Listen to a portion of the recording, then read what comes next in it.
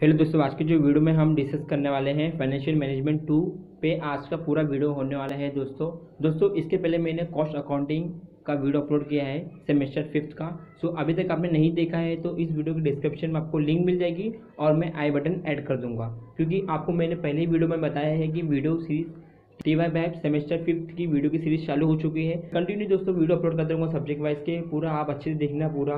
कुछ आपको क्वेश्चंस रहेंगे, कुछ डाउट्स होते हैं तो आप मुझे कमेंट कर सकते हो। दोस्तों आज के वीडियो में मैं आपको फाइनेंशियल मैनेजमेंट के कितने मॉड्यूल्स आपको पढ़ने होते हैं, उन मॉड्यूल्स के सिलेबस के बारे में बताऊंगा। तो मैं आपको थर्ड ये बताने वाला हूँ कि कौन से चैप्टर में से आपको ज़्यादा पढ़ाई करना है कि आप अच्छा स्कोर कर सकते हो, वो भी मैं आपको गाइड कर दूंगा।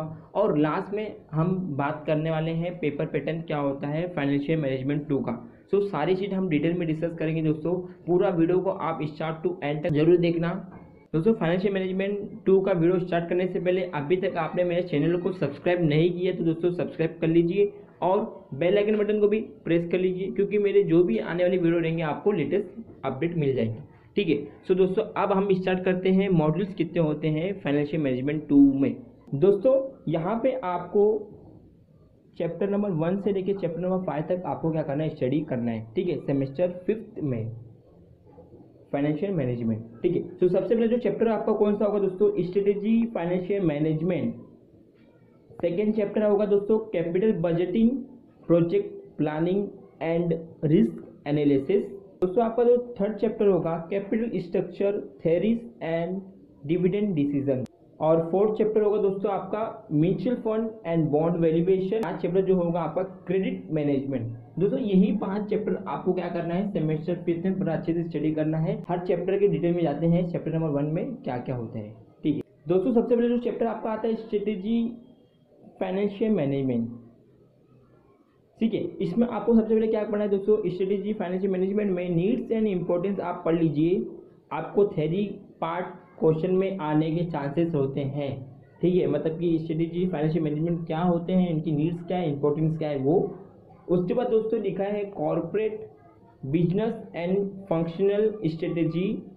उसके बाद दोस्तों financial planning needs and importance, profit maximisation, wealth maximisation, interface of financial policy and strategy management, relationship of finance to economics and accounting, role of financial manager. दोस्तों फर्स्ट चैप्टर में तो आपको पूरा थ्योरी पार्ट के question ज़्यादातर आते हैं, क्योंकि इसमें पूछे जाते हैं कि प्रॉफिट मैक्सिमाइजेशन क्या होता है, वेल्थ मैक्सिमाइजेशन क्या होता है, उसके needs important strategy financial management के। उसके बाद रोल ऑफ फाइनेंशियल मैनेजमेंट, मतलब कि ये सब क्वेश्चन आपको थ्योरी पार्ट में ज़्यादातर पूछे जाते हैं। तो फर्स्ट चैप्टर आपको ज़्यादातर वेटेज किस पे देना है, क्वेश्चन नंबर 5 में। जो हम अभी पेपर पैटर्न बात करेंगे क्वेश्चन नंबर 5 में जो आपको थ्योरी क्वेश्चन आता है, हमको फर्स्ट चैप्टर पहले ज़्यादा पढ़ाई करना है थ्योरी पार्ट के लिए। ठीक है दोस्तों, जो सेकेंड चैप्टर आपका है, सेकेंड चैप्टर है capital budgeting, project planning and risk analysis.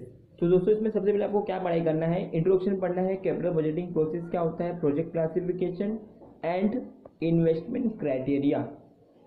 दोस्तों इस चैप्टर में से बहुत से क्वेश्चन पूछे जाते हैं, मिनिमम 15 मार्क्स के अबव क्वेश्चन आते हैं आपको। देखिए क्या क्या आते हैं, देखिए मैं बताता हूँ आपको। यहाँ पे दोस्तों लिखा है टेक्निक्स ऑफ कैपिटल बजटिंग। ठीक है, NPV, benefit cost ratio, internal rate of return, modify internal rate of return, payback period, discount payback period and ARR। दोस्तों ये जो आपको दिख रहा है NPV, net present value, benefit cost ratio, IRR internal rate of return, modify internal rate of return, payback period, discount payback period and ARR। दोस्तों ये आपको क्या है, एक एक कॉन्सेप्ट है, इस कॉन्सेप्ट पे आपको क्वेश्चंस आते हैं। तो ये जो आपको है दिख रहा है ये प्रैक्टिकल क्वेश्चंस है। ठीक है, तो यहाँ पे आपको ज़्यादा फोकस करना है इस चैप्टर में। अब आगे बात करते हैं इस चैप्टर जो हो बहुत, जैसे कि दोस्तों आपको दिख रहा होगा सेकंड चैप्टर के सेकंड पार्ट में कैपिटल रेशनिंग दिया है। ठीक है, उसके बारे में दोस्तों आपको पहले meanings, needs, dealing with capital rationing problems like risk analysis in a capital budgeting में आपको दोस्तों sources and perspectives of risk, sensitivity analysis, scenario analysis, simulation models, decision tree analysis and break even analysis. दोस्तों जितना भी आपको ये दिख रहा है इन सभी में से प्रैक्टिकल क्वेश्चन आने के चांसेस होते हैं। बहुत बार आपको जो दिख रहा है दोस्तों यहाँ पे ट्री एनालिसिस, ये क्वेश्चन आया है 15 मार्क के लिए। दोस्तों आप समझ सकते हो ये क्वेश्चन आया है। यहाँ पे देखिए दिख रहा है आपको ब्रेक इवन एनालिसिस, ये भी क्वेश्चन आपको आया है दोस्तों एग्जाम में। ठीक है, सो सेकेंड चैप्टर आप बहुत ज़्यादा इंपॉर्टेंट है, आप अच्छे से पढ़ना है आपको सेकेंड चैप्टर। जैसे कि मैंने पूरा जितना भी आपको बताया है पूरा आपको अच्छे से फॉर्मूला पता होना चाहिए सबका। सेकेंड चैप्टर में इतना ही था। अब हम थर्ड चैप्टर में बढ़ते हैं आगे हमारे। दोस्तों यहाँ पे आपको दोस्तों दिख रहा हो थर्ड चैप्टर में capital structure theories and dividend decision.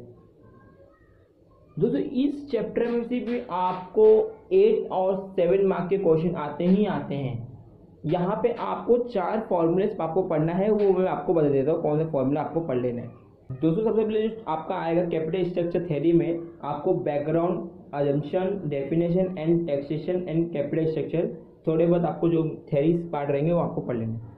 उसके बाद मेन पार्ट यहाँ से स्टार्ट होता है। टाइप्स लिखा दोस्तों, net operating income, net operating income approach, traditional position, Modigliani and Miller approach, trade off theory and signalling theory, dividend decision में needs, importance, formulation, legal and procedure aspect. Dividend decision दोस्तों में dividend decision में क्या होगा, यहाँ पे Walter, Gordon, Graham and Dodd Miller, M Miller, ये जो दिखा दोस्तों Walter, Gordon, Grahams and M Miller, मॉडिंग मिलर का है।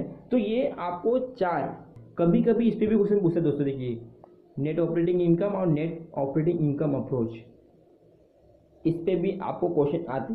सो आपको थर्ड चैप्टर में ज़्यादातर फोकस किस पे करना है दोस्तों, देखो इस पे करना है, ये और इस पे करना है। ठीक है, क्योंकि यही आपको चैप्टर में पूरा मार्क्स दिला सकता है। इसका फॉर्मूला आपको याद रहेगा, इसका मेथड आपको करने के लिए पता होगा, तो आप थर्ड चैप्टर में जितने भी क्वेश्चन आएंगे आप अच्छे से कर पाओगे। ठीक है, थर्ड चैप्टर भी इतना था। जैसे कि दोस्तों आपको दिख रहा होगा mutual fund and bond valuation chapter है। तो यहाँ पे दोस्तों आपको बहुत इजी क्वेश्चन है। मेरा सजेशन ये है कि आप फाइनेंशियल मैनेजमेंट कर रहे हो तो सबसे पहले चैप्टर आप ये कंप्लीट कर लीजिए, mutual fund and bond valuation. बहुत इजी चैप्टर है। थोड़ा माइंड में आपको कुछ कॉन्सेप्ट है उसको फिट कर देना है और कुछ नहीं करना है। ठीक है, तो सबसे पहले हम देखते हैं कि क्या है चैप्टर में। तो दोस्तों आपको दिख रहा होगा इंट्रोडक्शन टू म्यूचुअल फंड। क्या है इंट्रोडक्शन म्यूचुअल फंड का, आपने पढ़ा है ऑलरेडी म्यूचुअल फंड क्या होता है। इसके बारे में आप यहाँ पे आप डिटेल में जानोगे कि म्यूचुअल फंड की हिस्ट्री क्या है, ऑरिजिन क्या है, definition, meaning, characteristics, advantages, disadvantages, limitation of mutual fund, ethics in mutual fund, entitles involved in sponsor, trust, trustee, asset management company, registrar and transfer agent, RTA and fund house in India। दोस्तों ये सब आपको तो पता था पहले भी, क्योंकि आपने म्यूचुअल फंड के बारे में पढ़ चुका है। ठीक है, तो यहाँ पे पहले म्यूचुअल फंड के बारे में पूरा बताया जाएगा, आप पढ़ोगे। उसके बाद दोस्तों क्लासिफिकेशन म्यूचुअल फंड में देखो, क्लासिफिकेशन ऑफ म्यूचुअल फंड आपने पढ़ा था, functional, operation, open ended, close ended, interval portfolio, income, growth, balance, MMF, geographical location, domestic and off store, tax saving fund, exchange trade fund, balance fund, fixed term plan, debt fund and SIP, systematic investment plan जिसे कि आप बोल सकते हो।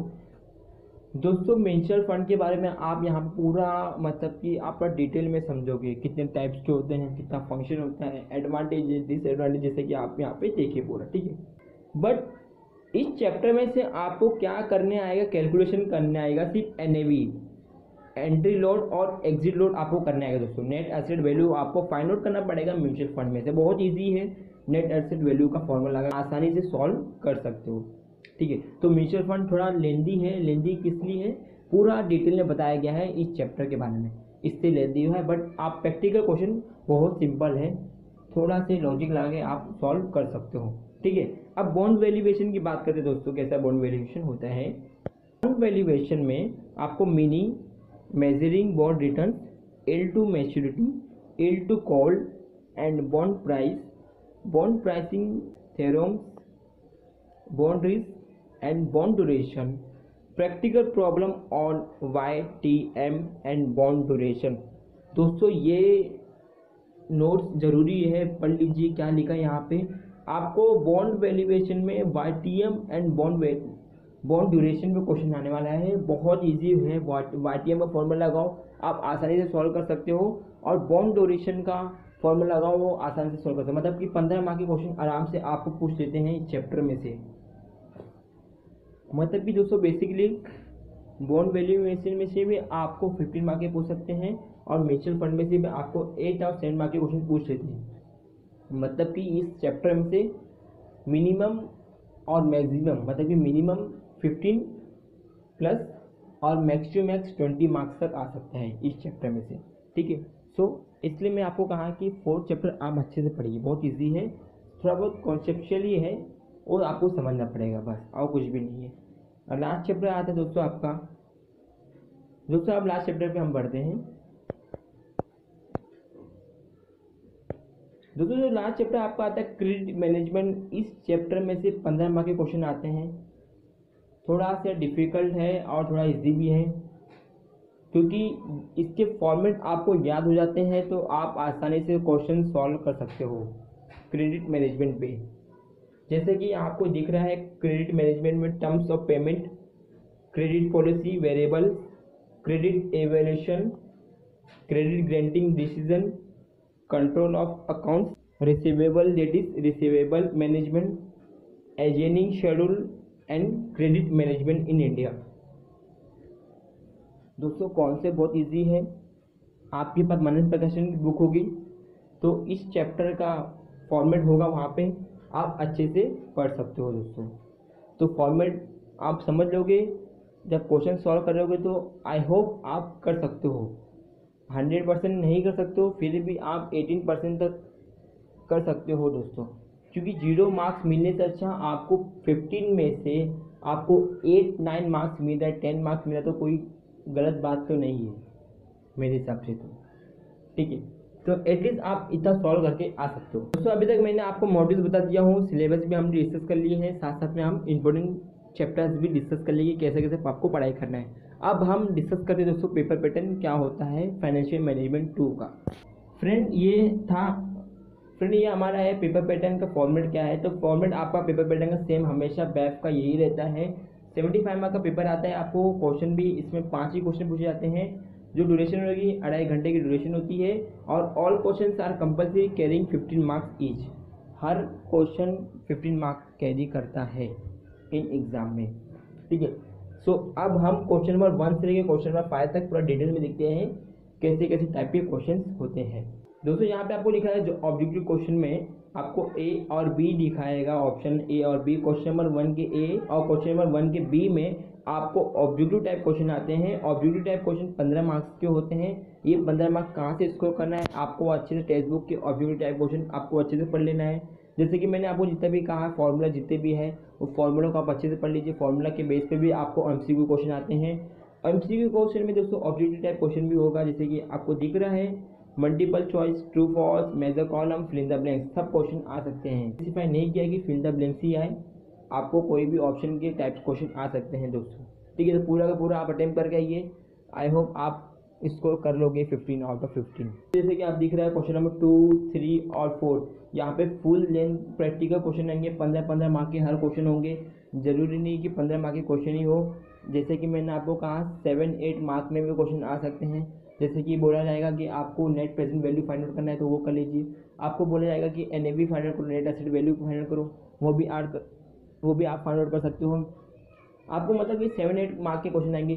15 mark के question ज़्यादातर दोस्तों credit management chapter में से आएंगे, वो चैप्टर को भी आप अच्छे से पढ़ सकते हो, तो वो चैप्टर आपको आ जाएंगे। तो क्वेश्चन नंबर 2, 3, 4 में आपका फुल लेंथी क्वेश्चन होगा, पूरा अच्छे से प्रैक्टिकल क्वेश्चन जितने भी आप अच्छे से करिए, जैसे कि मैंने आपको पूरा बताया है। पहले ये चैप्टर पढ़िए, उसके बाद ये पढ़िए, ऐसा, ठीक है फ्रेंड। जैसे कि मैं आपको बोला था कि क्वेश्चन नंबर 5 में आपको थ्योरी क्वेश्चन होता है। फर्स्ट चैप्टर में पूरा थ्योरी था, तो थ्योरी वाइज जितने भी आपको लग रहा है थ्योरी में, मतलब कि म्यूचुअल फंड क्या होता है, बोर्ड वैल्यूएशन क्या होता है, उसके बाद दोस्तों आप पढ़ सकते हो आपको स्ट्रेटेजी मैनेज फाइनेंशियल मैनेजमेंट क्या होता है, वो सब आप यहाँ पे पढ़ सकते हो। यहाँ पे क्वेश्चन आ सकते हैं आपको दोस्तों।